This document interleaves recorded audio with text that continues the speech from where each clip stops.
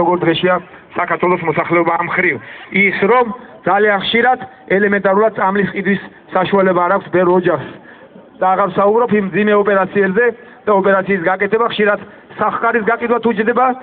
და ხშირად შემთხვევებიც არის რომ სოფელი აგროვებს მთელი სოფელი აგროვებს ფულს რომ რომელიმეს მიხედოს და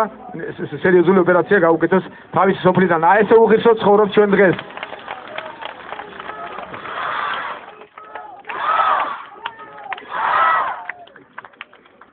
ჩვენ მოვალთ და რითაც ვიწყებთ რა ჩვენს პროგრამაშია რომ ყველას ექნება დაზღვევა ყველას ექნება სადაზღვევო პოლისი პირველ ეტაპზე და რა თქმა უნდა ეს ვერ იქნება საკმარისი მაგრამ ის აუცილებელი რომ უახლოეს დროში თვითონ ადამიანს შეეძლოს ელემენტარული ყურადღება მიაქციოს საკუთარ ჯანმრთელობას აი ამას ჩვენ ძალიან სწრაფად გავაკეთებთ მაგრამ მომავალში დაგვჭირდება გაცილებით მეტი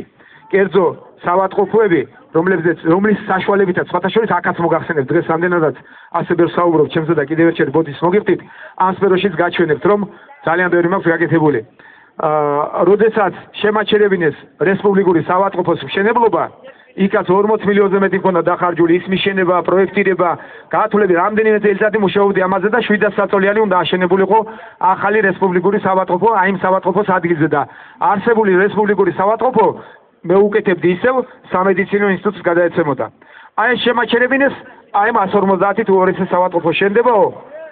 ეს არის კომერციული და შენ თუ უფასო საავადმყოფოს კიდევ საჩხერის გარდა და ემერჯენსებს ვაფუძნებდი, ამასაც დააფუძნებ, კომერციულ საავადმყოფოს პერსპექტივა აღარ ექნებათ, გაკოტრებიან და პერსპექტივა დაიკარგება. ეხლა ამაში რაღაც სიმართლის ნაწილი არსებობს, მაგრამ ნუ მოკლედ აი ამის საფუძველზე შემაჩერებინეს, მაგრამ ის რომ საქართველოს მოსახლეობის ძალიან დიდი ნაწილი უაღრესად შეჭირვებულია და ისინი აუცილებლად საჭიროებენ უფასო მკურნალობას, ეს ხომ ყველასთვის გასაგებია.